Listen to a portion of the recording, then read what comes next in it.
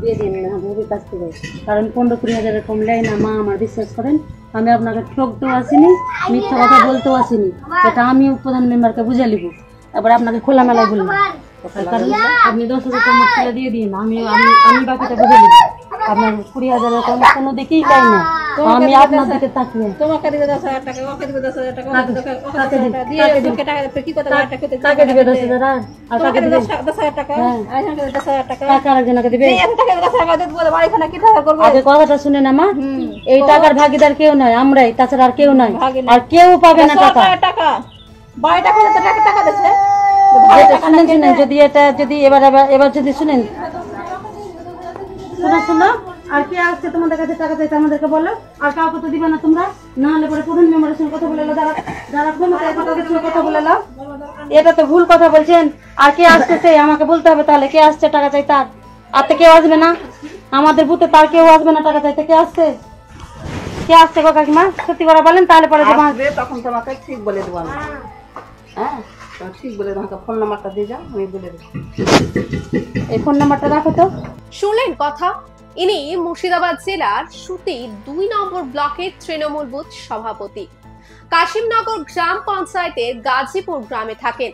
আবাস যোজনার টাকা দেওয়া শুরু হতেই পুরনো পথে ফিরে গেছেন তৃণমূল নেতারা। গরিব মানুষের বাড়ি বাড়ি গিয়ে আবাসের ঘর পাইয়ে দেওয়ার নামে টাকা চাইছেন। আরেকবার শুনুন কিভাবে টাকা চাইছেন ওই তৃণমূল বুথ সভাপতি। 10,000 টাকা তুলে দিয়ে দিন না ভবির কাছ থেকে, কারণ 15-20 কম নেয় না। মা আমার বিশ্বাস করেন, আমি আপনাকে ঠকতেও আসিনি, মিথ্যা কথা বলতেও আসিনি। এটা আমি প্রধান মেম্বারকে বুঝে নিব, এবার আপনাকে খোলামেলায় বললাম। কারণ আপনি 10,000 টাকা তুলে দিয়ে দিন, আমি বাকিটা বুঝে নিব। আপনার 20,000 কম কোনো দিকেই পাই না, আমি আপনার দিকে তাকিয়ে। তোমাকে দিবে 10,000 টাকা, ওকে দিবে 10,000 টাকা,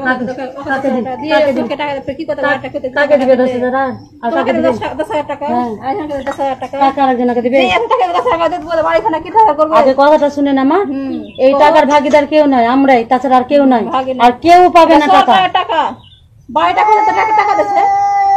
শুনেন যদি এবার যদি শুনেন, শোনো আর কে আসছে তোমাদের কাছে টাকা চাইতে আমাদেরকে বলো, আর কাউকে তো দিবে না তোমরা, না হলে পরে প্রধান মেম্বারের সঙ্গে কথা বলে যারা ক্ষমতায় তাদের সঙ্গে কথা বলে নাও। এটা তো ভুল কথা বলছেন। আর কে আসতেছে আমাকে বলতে হবে, তাহলে কে আসছে টাকা চাইতে? আর তো কেউ আসবে না আমাদের বুথে, তার কেউ আসবে না টাকা চাইতে। কে আসছে গো কাকিমা? সত্যি করে বলেন, তাহলে পরে তখন তোমাকে ঠিক বলে দেবো আমি।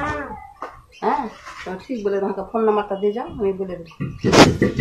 এই ফোন নাম্বারটা রাখো তো।